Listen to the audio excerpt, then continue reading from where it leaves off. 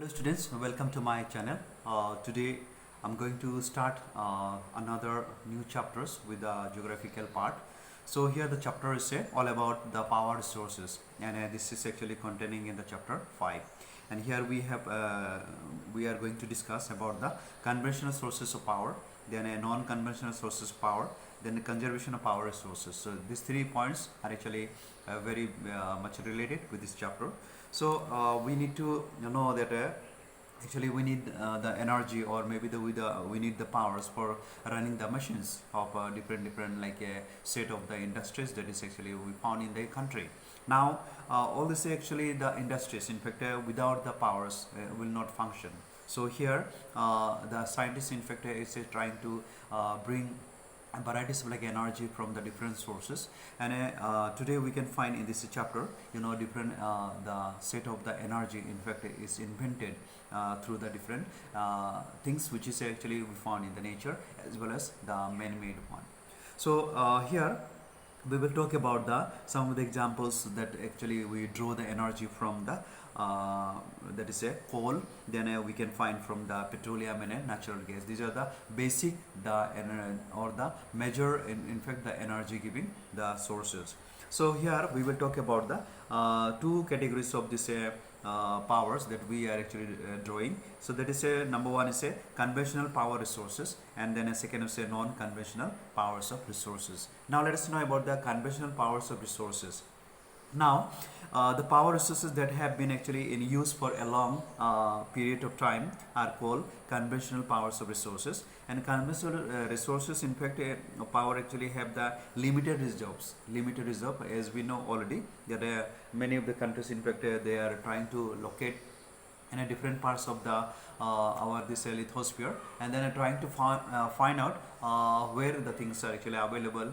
And that's why in most of the countries are actually going in a what called doing in a search, and then they are finding out the chemical minerals from the deep down of this earth. So here let us know about the here the conventional resources that we actually will be discussing in this chapter. So especially like coal, petroleum, natural gas, firewood, and hydropower are some examples of the conventional powers of resources. And here we will talk about the coal. Let's know the coal is actually obtained from the decayed plants, and which actually got buried underneath and quite thousands of years ago. In fact, these are the incidents happen, and then these are the all these plants and animals of course when buried and then remain for thousands of years ago. Then these are actually changed into the fossil fuels. So it is the most abundantly actually found in the form of fossil fuels. So it is used to run machines, steam engines. Then you can find the ships which is running in the sea and ocean. So these are all actually part of that, and it is also used to generate electricity. So today we are getting the electricity from the different sources. So these are also part of this coal. And then you can see that thermal power, okay, we also known as the thermal power. So there are four varieties of coal, in fact, we can find in this lithosphere. Especially they have mentioned the names. That is the here peat one of the variety, then lignite one of the variety, bituminous one of the variety, and then anthracite one of the variety. And out of this one, the best variety we can consider that is anthracite, while the most widely available in bituminous that is very much available. Okay, so bituminous one of the very largely actually it is available, and a lignite and a peat are actually inferior varieties of coal. So you can understand about it. And the major producer of the coal are like China, the USA, then Russia, Ukraine, South Africa, India, Australia, Germany, UK, and Canada. And in India, coal is found actually this is Damodar River Valley usually, and the main coal mining areas are actually Jharia, then Dhanbad, then Giridin, then Bokaro, and Raniganj. So these are the major areas in India are found.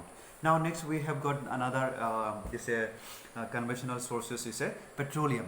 Petroleum is one of the very much like a needed for this If without petroleum, perhaps today the engine will not able to run. So here, petroleum is also a fossil fuel which actually trapped in a layers of sedimentary rocks in the form of black liquid. Okay, and then it is also known as the black gold. Okay, black gold, and it is drilled from oil fields found in the coastal and offshore regions after extraction, and it is taken to refineries and then refine it and then produce a large number of like products like a petrol, diesel, then a kerosene and lubricants also that we are using in the car and machinery articles. And the main petroleum producing countries are Saudi Arabia, basically Kuwait, Iraq, Iran, UAE, then Qatar and Bahrain. Then petroleum is also produced in USA, Russia, China, Venezuela, Egypt, then Algeria, India, Indonesia, then Myanmar. So these are the few countries also minorly, but sufficiently they are able to run their country. So in India, it is produced at Bombay, High in Mumbai, then Digboi in Assam, and in the deltas of Krishna and Godavari rivers. So these are a few areas even in India also are there. And perhaps it is not sufficient, and so the country like our India is still bringing from the other part of the world. Then next we have got the natural gas, which is very much like important. Natural gas is a mixture of like a hydrocarbons consisting of mainly of a methane. Sorry. So the reserves of natural gas are found deep inside the earth near petroleum deposits. It is released when petroleum is brought to the surface, and it is not used in its pure form and is converted to a cleaner fuel for consumption. So it is used as a transport fuel, that is CNG, then as a domestic fuel LPG, and also for generating electricity. So these are the few activities actually done through this natural gas, that is CNG. Okay. Next is the major producers natural gas are actually Netherlands, Norway, Russia, and UK. These are the basically we find. Then in India, Tripura, Assam, Gujarat, Krishna Godavari Delta, Jaisalmer, and then other some areas of shore of Mumbai have natural gas reserves. Okay, so you can find. Then fossil fuels such as like a coal, petroleum, then natural gas are the important conventional sources of power, and the reserves of these fossil fuels are actually limited. So the rate at which they are actually being used is far greater than the rate of which their formation. So if their usage is not controlled, they will soon be exhausted. So this is one of the like a big issue.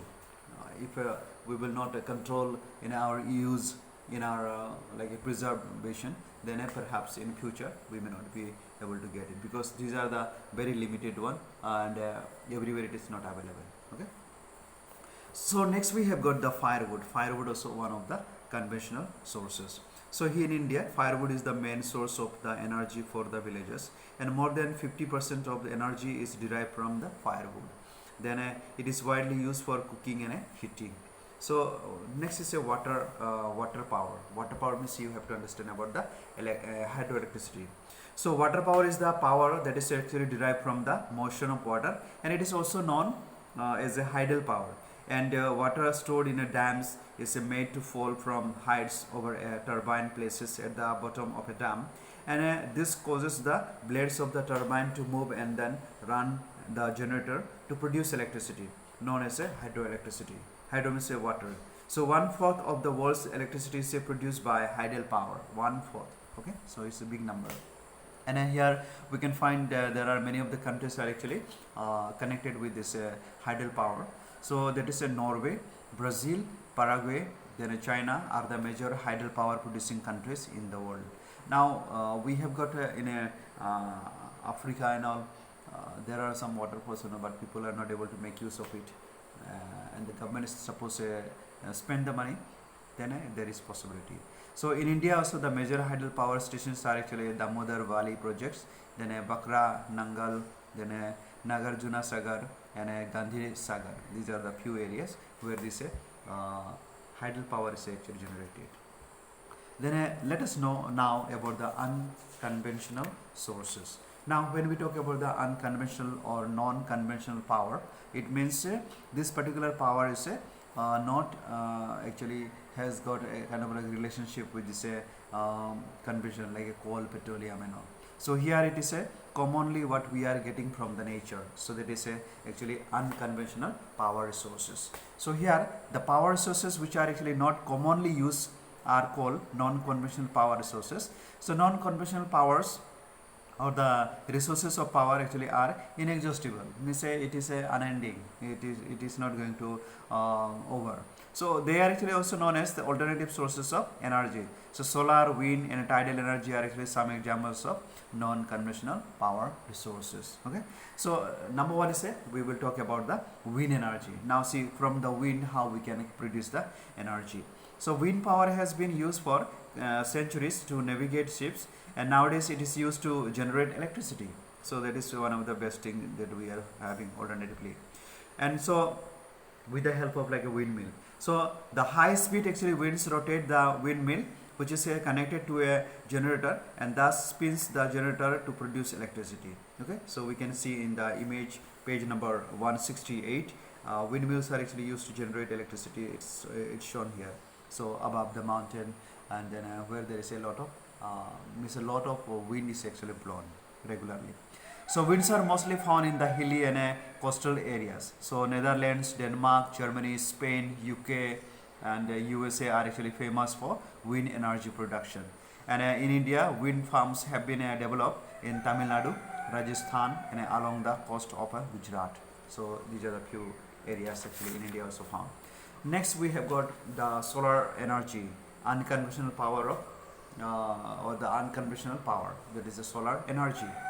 Now the sun's energy is actually limitless. It means very much non-stop can be given this sun heat. So it is widely actually available in the tropical regions as they receive abundant sunshine, and it can be trapped in a solar cells. Solar cells are actually joined to form solar panels, then which in turn produce electricity, and it is also used for lighting, cooking, and heating and cooling purposes also. So here some of the biggest producers of the solar energy are actually Germany. So here given the Germany, China, US, then Japan and Italy. So these are the bigger way they are actually creating the solar energy. So in India, the major solar parks are found in Gujarat, Rajasthan, Maharashtra, Tamil Nadu, and Andhra Pradesh. With this regard, I just would like to say that here the country like Germany, China, US, Japan, and Italy, these are the people. These are the countries. In fact, they are actually investing the money a lot for what called to set this or to lay this a solar panel, and then everywhere they are actually trying to make the alternative energy, and they are trying to save the this fossil fuels, which is like a limited one.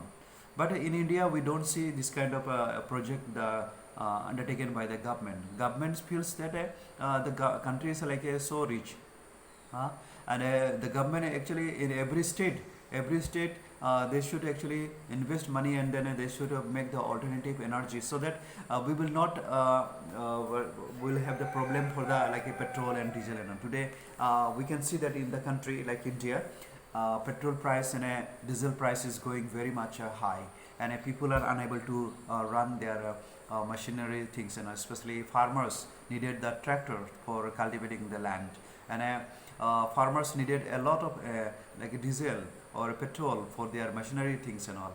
But you see the government in fact not creating any sort of like alternative for the people, and not investing on that project now. Therefore you can see there are a lot of the people are actually suffering in this say 2021-20 and all, and a government has got no eyes at all, and a government is not at all like caring about it. Rather they are increasing the prices day by day, and in everywhere you can see that some of the government like institutions are actually handed over to the corporate sector, and as a result of you see in future government will left nothing to run, and government's treasury will be empty perhaps, and then I don't know what is going to happen in future. So the government has got no other sources, and we don't know whether how much actually the money has been invested even in the abroad, even in the Europe country. through which we can survive. So here today, for example, many of us are our own way we are surviving. There is a no nothing is given by the government right now. So everything say we have to do by ourselves. So where the government? So it's simply we are electing the government, and 5 years and 10 years and 15 years the government is running, and then you gain nothing out of that, and their presence is simply a kind of like a rumors, a kind of like a law makers, but then the law is a the law which is made also is a very destroying one. It is destroying the life of the people. So how we know that actually the government of our India is not learning from the European governments. European governments, how they are investing, how they are actually focusing on the development of the country, and that's why the Europe countries are all are shining actually today. All are shining, and they have got sufficient things to be maintained. They have the sufficient things to tackle. Here, the government is busy with so much like confusing between the Hindu and Muslim, like violence and temple construction, all the nonsense things and all is happening. I don't know where this is. I can see that the government is not educated government actually. This is like a illiteracy, illiterate governments. So if this is the case will happen, then there will be not much time will be left that people will be becoming very poor and beggars in this country, and then there will be a lot of violence among the people, and the robbery and thief, this will become openly, and this law and order is not going to serve anything. So that is how the government actually focusing.